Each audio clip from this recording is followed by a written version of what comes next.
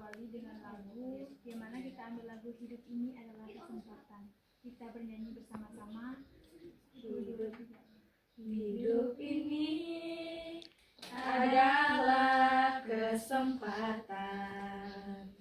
Hidup ini untuk melayani Tuhan. Jangan sia-siakan waktu yang Tuhan beri. Hidup ini orang udah gini-gini dekat. Mari kita mengangkat tangan dengan Tuhan kita Yesus Kristus, dalam nama Bapa dan Putra dan Roh Kudus. Tuhan Yesus, terima kasih atas berkat-Mu dari tadi malam hingga siang hari ini Tuhan, sehingga kami bisa berkumpul di tempat ini untuk melaksanakan pendalaman iman kami. Berkatilah kegiatan yang kami laksanakan pada hari ini dari awal pertengahan hingga berakhir nanti Tuhan, semoga berjalan dengan sesuai kehendak-Mu. Demikian doa yang dapat kami sampaikan dari Kristus Tuhan dan pengantara kami. Amin. Bapa, Putra dan Roh Kudus. Pada hari ini kita akan melakukan pendalaman kitab suci, yang mana tema kita adalah iman dalam tantangan zaman sekarang. Nah, tema ini mengajak kita untuk merenungkan bagaimana orang beriman, khususnya orang muda Katolik, tetap teguh dalam iman di tengah dunia modern yang penuh tantangan, terutama di era digital ini. Marilah kita bersama-sama mendengarkan bacaan ini dari surat Petrus pertama bab 5 ayat 8 sampai dengan 9. Sadarlah dan berjaga-jagalah. Lawanmu, si iblis, berjalan keliling sama seperti singa yang mengaum dan mencari orang yang dapat ditelannya. Lawanlah dia dengan iman yang teguh, sebab kamu tahu bahwa semua saudaramu di seluruh dunia mengganggu penderitaan yang sama. Demikianlah sabda Tuhan. Pada pendalaman kitab suci hari ini, kita itu mengambil tema tetap kuat dalam iman di tengah tantangan dunia digital. Pastinya di zaman sekarang ini banyak tantangan yang kita alami, terutamanya ketika kita ingin mendekatkan diri kita kepada Tuhan. Pasti tantangannya itu banyak. Godaannya itu seperti ya, kita terlalu fokus dengan dunia digital, fokus dengan kehidupan surgawi, duniawi, sehingga kita lupa dengan Tuhan. Yang dari pengalaman ini, apakah Adik mau bersharing? Oke Kak, saya mau sharing. Saya tuh itu terkadang kan baca kita tuh suka nggak fokus gitu. Terus tiba-tiba kayak ada notif HP lah, terus tiba-tiba ada orang tua nelpon gitu kan. Bahkan saya nggak fokus dan nggak konsen. Saya juga nggak bisa memaknai makna Alkitab tersebut. Kira-kira gimana ya Kak solusinya untuk mengatasinya itu? Nah, kita tahu kan Alkitab ini sebagai sumber kita kayak Alkitab ini kan Injil gitu kan. Jadi itu kalau kita mau membaca Alkitab itu harus benar-benar dipersiapkan dari hati kita, pikiran kita, terutama dalam waktu gitu. Kayak menyesuaikan kita ini kayak mempunyai waktu yang luang nggak untuk membaca kitab suci, karena kitab suci yang namanya kitab suci kan Injil dari Tuhan. Oke. Terus yang selanjutnya, yang paling penting itu kita cari waktu yang tepat. Nah, dimana suasana udah sunyi, apalagi kan kamu kan tinggal di asrama kan, ya kita tahu sendiri lah kondisi anak asrama tuh kayak gimana. Jadi kamu tuh kayak cari waktu tepat, kayak malam tuh kayak jam 9, jam 10 sebelum baca kitab suci itu kamu siapkan dirimu tuh minimal 5 menit dulu, mempersiapkan hati dan batinmu. Terus setelah kamu baca kitab suci itu, kamu renungin, kamu resapin dalam dirimu dulu, butuh waktu, udah tuh baru dia akan bisa masuk apa yang kamu baca gitu, bisa kamu pahami dan bisa kamu mengerti. Oh, berarti kalau kita baca Alkitab itu kita berhenti sejenak dulu ya Kak? Iya, kita harus resapin dulu gitu, kita harus mengerti maknanya nih apa gitu, kita harus resapin. Dia tuh nggak bisa kita baca langsung kita pahami, enggak, dia tuh harus kayak kita renungin dulu gitu dalam diri kita. Berarti bacanya itu udah selesai baca nggak harus ditutup gitu ya? Nggak langsung kamu kan kayak merenungkan, kamu baca kan, dan kamu kayak kamu renungin, nggak perlu waktu lama lah, 5 menit lah buat kamu renungin. Nah, makna dari bacaan ini yaitu untuk menyerukan kepada orang yang percaya agar selalu sadar dan waspada terhadap serangan iblis, yang digambarkan seperti singa mengaum yang mencari mangsa dan melawan iblis dengan iman yang teguh. Nah, kesimpulan dari pendalaman iman kita hari ini yaitu dimana kita selalu menyiapkan hati kita untuk Tuhan, meluangkan waktu kita sejenak agar kita bisa dapat merasakan kasih dan karunia dari Tuhan. Ulangi doanya. Ya. 1, 2, 3. Benar kita itu sapu.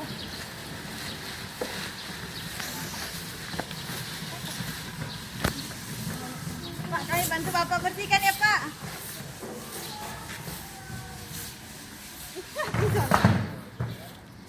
Cari sampah sudah nih kita.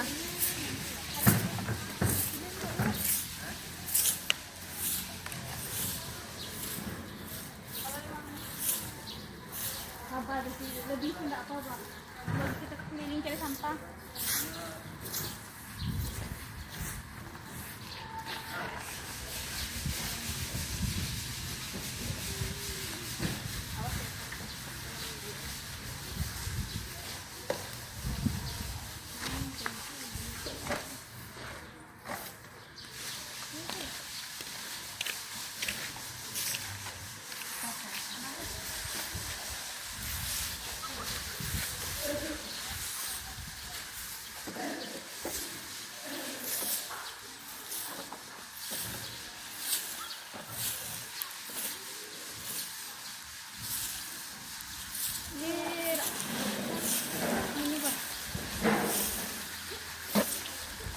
Kapan ditinggal, Pak? Ini cepat selesai.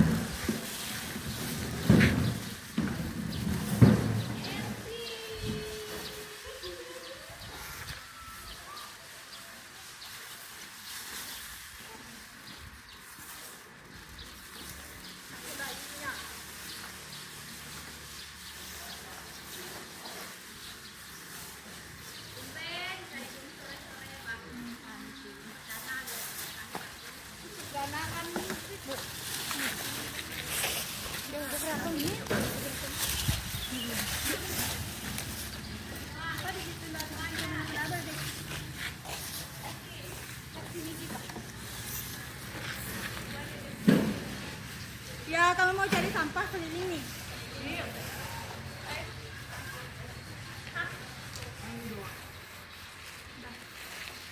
Kata Ida nggak boleh di sini. Iya kak? Iya kak? Tahu Ida? Tapi mereka berbeda. Nggak tahu ya, tanya. Oh, kak tahu deh.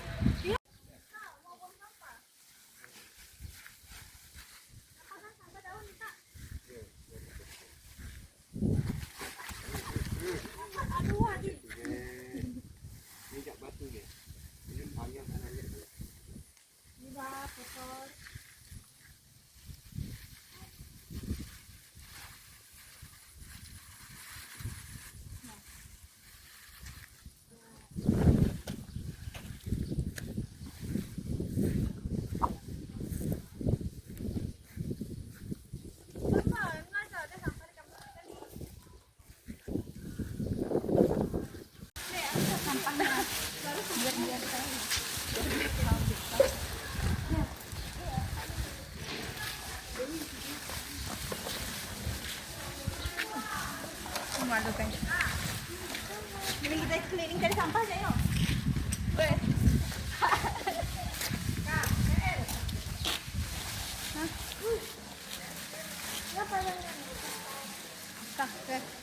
Namain. Nyata. Hah?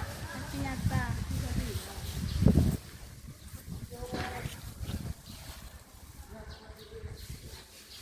Pak Dinda, daun dulu.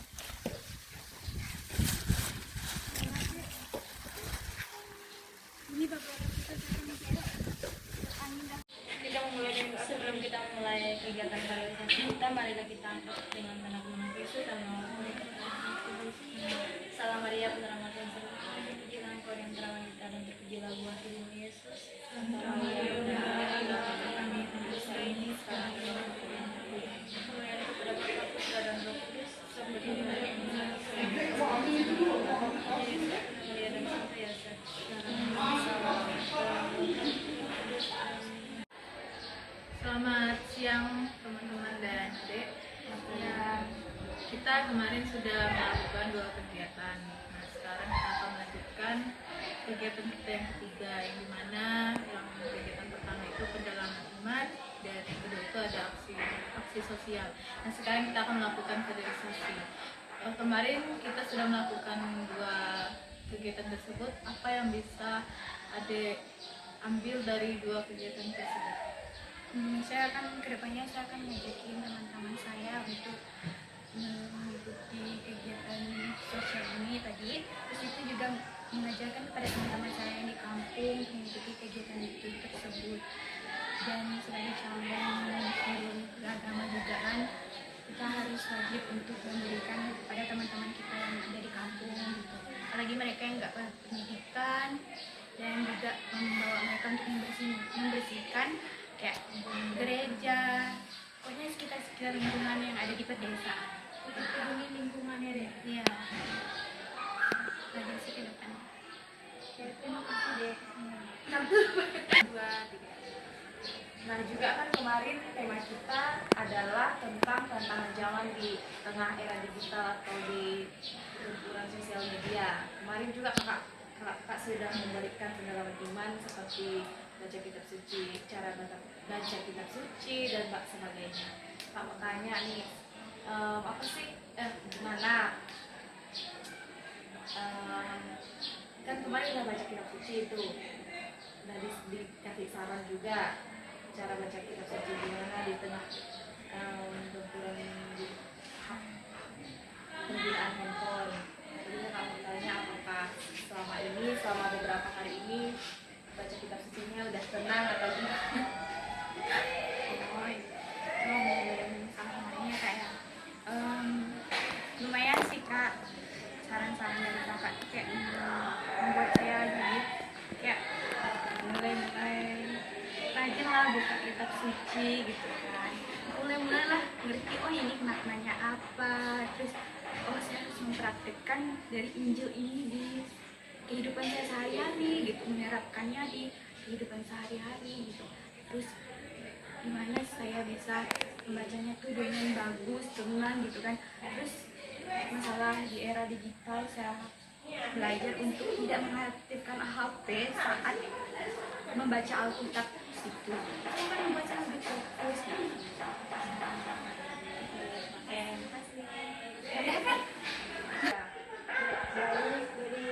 Dari apa namanya pendalaman iman kami, apa sih rencana kamu ke depannya, tindak lanjut kamu tentang pendalaman iman yang kami lakukan, Terutama saat nyata kemarin tentang yang kita membersihkan sampah di kampus. Saya ya nggak harus ngajakin teman gitu kan Kak? Rencananya mau untuk teman gitu.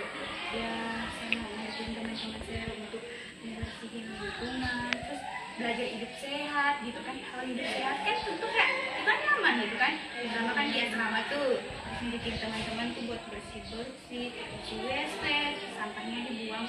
Kalau udah kayak makan tuh sampahnya harus dibuang ke tong sampah, terus meja-meja itu dilap ya, supaya kayak kita ngerasa nyaman lah kita semua kan untuk hidup bersama gitu. Situ kita harus sering kayak seandainya ada sampah tuh di jalan kita terus pungut sebagai ya kepedulian yang peduli akan lingkungan gitu kan. Itu membuktikan kita sebagai mahasiswa atau manusia itu kita peduli lingkungan, kita juga peduli terhadap diri kita sendiri juga. Di situ kita juga di situ sudah termasuk melestarikan lingkungan tuh. sebelum kita memulai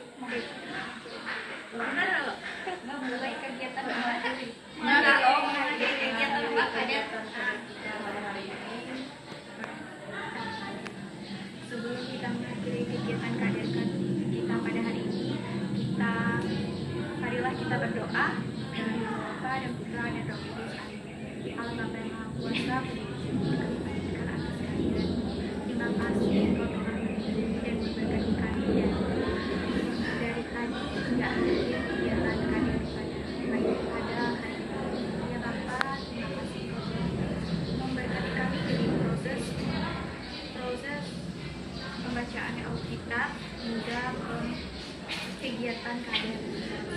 Semoga kegiatan-kegiatan ini dapat bermanfaat dan berguna bagi kami semua. Ya Allah Bapa, doa ini dapat kami sampaikan demi Kristus Tuhan yang kepada kami. Amin.